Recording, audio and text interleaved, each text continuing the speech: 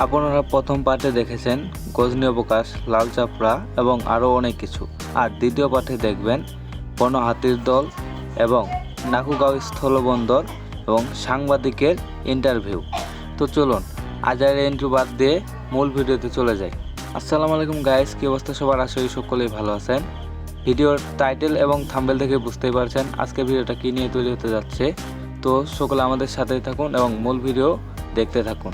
একটি ভিডিওতে এত কিছু দেখানো সম্ভব নয়, তাই আমি এই ভিডিওর পার্ট 1 এবং পার্ট 2 তৈরি করেছি।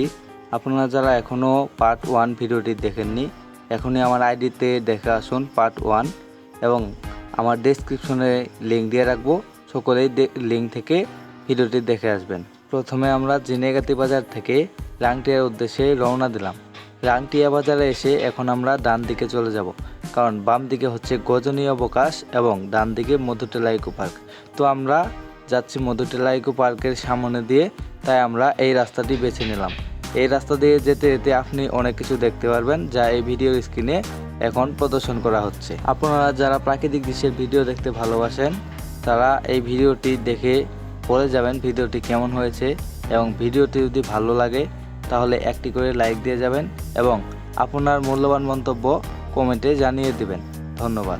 আপনাদের সাথে কথা বলতে বলতে এখন আমরা চলে এসেছি সেই ভাইরাল মোড়ে।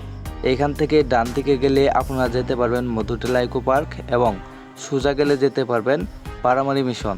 তো আমরা যেহেতু বারোমারি মিশনে যাব, তাই এখন আমরা সোজা রাস্তাটি বেছে নিলাম। আজকের এই ভিডিওটি স্পন্সর করেছে voice of Akon 100K YouTube channel. আপনারা যারা প্রাকৃতিক দৃশ্যের ভিডিও দেখতে ভালোবাসেন, তারা এখনই গিয়ে ইউটিউবে সার্চ করুন ভয়েস অফ আকন 100K এবং ফেসবুক থেকে দেখতে পারবেন। ফেসবুকে গিয়ে সার্চ করুন ভয়েস অফ আকন 100K এবং আপনারা প্রাকৃতিক দৃশ্যের ভিডিও দেখুন।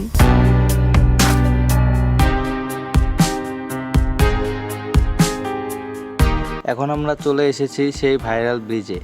এই ব্রিজে অনেক দূর থেকে মানুষ আসে একটি করে ছবি এবং ভিডিও বানানোর জন্য। তো আপনারা দেখুন ব্রিজটি দেখতে কেমন।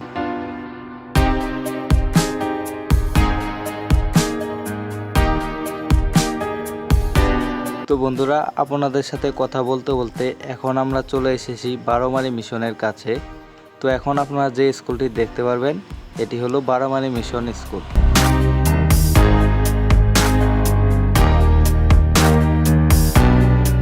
এইখান থেকে নাকুগাঁও স্থলবন্দর হচ্ছে 4 কিলোমিটার, যা আপনারা দেখতে পাচ্ছেন। তো আমরা যাচ্ছি মূলত নাকুগাঁও স্থলবন্দরে, তাই আমরা এখানে সময় আর নষ্ট করতে চাই না। এখন আপনারা যেটি দেখতে পাচ্ছেন, এটি হলো দাউধরা পার্কের মেইন গেট। এই গেট দিয়ে মূলত দাউধরা গারো পাহাড়ে যেতে হয়।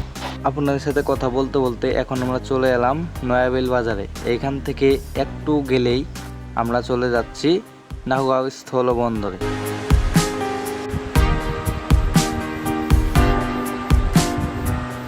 এখন আপনারা যে পাথরগুলো দেখতে পাচ্ছেন, এগুলো সম্পূর্ণ ইন্ডিয়া থেকে আমদানি করা, যেগুলো বাংলাদেশের বিভিন্ন কাজের জন্য আনা হয়। আর এইখান থেকে ছোট ছোট করে বাংলাদেশের বিভিন্ন অঞ্চলে পাঠিয়ে দেওয়া হয়।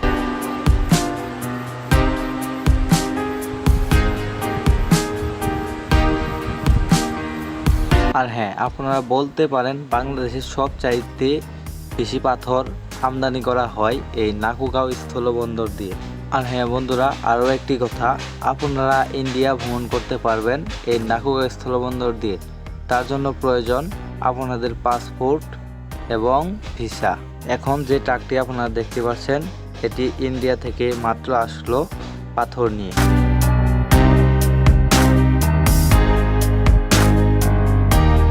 বাংলাদেশের মধ্যেও এত সুন্দর জায়গা রয়েছে, আমি এখানে না আসলে বুঝতেও পারতাম না। তাই আমি এই ভিডিওটি ধারণ করেছি আপনাদেরকে দেখানোর জন্য। তো সকলেই মনোযোগ দিয়ে ভিডিওটি দেখতে থাকুন এবং আমাদের পাশেই থাকুন।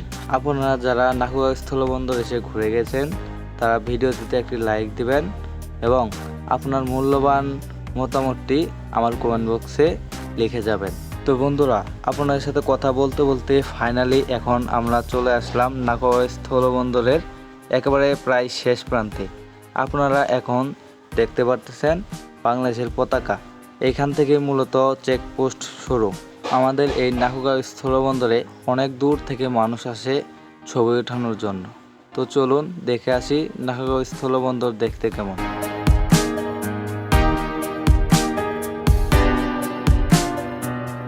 তো বন্ধুরা, আপনারা দেখতে পেলেন নাকুগাঁও স্থলবন্দরের সৌন্দর্য। আর চলুন এখন আমরা দেখে আসি বন্য হাতির দল আমাদের আবাদি জমি কিভাবে নষ্ট করছে। এখন আপনারা দেখতে পাচ্ছেন একটি হাতি এবং তার ডান পাশে দেখতে পারবেন আরেকটি হাতির দল। দেখতে পাচ্ছেন কিভাবে আমাদের চাষাবাদের জমি নষ্ট করছে।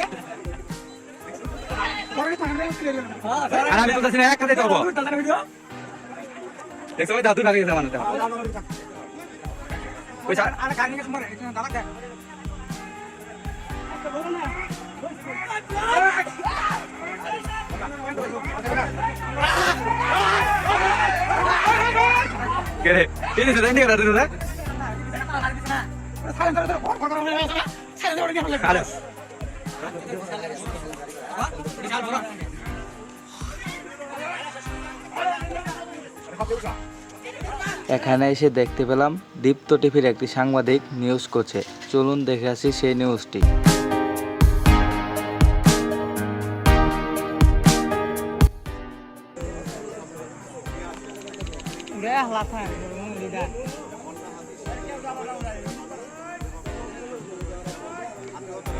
এই বন্য হাতির দলটি দেখতে অনেক মানুষ একসঙ্গে হয়েছে, যা এখন আপনারা দেখতে পাচ্ছেন।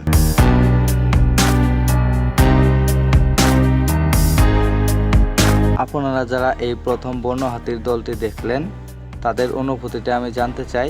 তাই সকলে কমেন্টে আপনার অনুভূতিগুলো প্রকাশ করুন। আপনারা যারা প্রাকৃতিক ভিডিও দেখতে ভালোবাসেন, তারা এখনই চ্যানেলটি সাবস্ক্রাইব করে রাখুন এবং সামনে আরও নতুন কিছু প্রদর্শন করতে যাচ্ছি, যা আপনারা দেখতে পারবেন।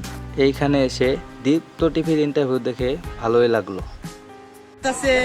এইগুলা ক্ষতিপূরণ কে দেবে? আমরা গরিব মানুষ, আমরা দিন মজুরি খেতে খাই, আমরা দিন দাঁড় করে এগুলা ক্ষেতগুলি ফসল করছি, হয়তো সব কে খেয়াল রেখেছে, ক্ষতিপূরণ আমাদের খেয়ে দেবে।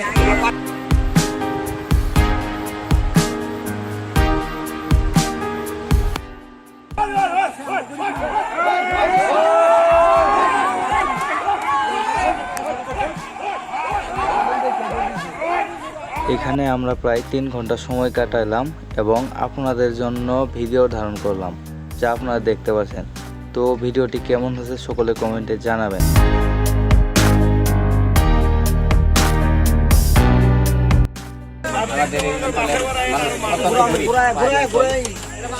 হাতি ফেরানোর জন্য ডিজেল এটারও ব্যবস্থা হয় না, জ্বালাইতে হলে ডিজেল লাগে, এটারও ব্যবস্থা নাই। আপনার সরকার যদি কোনো পদক্ষেপ না নেয়, সরকার এই গরিব কৃষকের দিকে যদি একটু না থাকে, ধান মোটামুটি পাইকেই গেছে, আর হয়তো সপ্তাহ 10 দিন সময় লাগবে। বন্ধুরা, আজকের ভিডিও এ পর্যন্তই। সকলে ভালো থাকবেন, সুস্থ থাকবেন। আল্লাহ হাফেজ। দেখা হচ্ছে নেক্সট কোনো ভিডিওতে।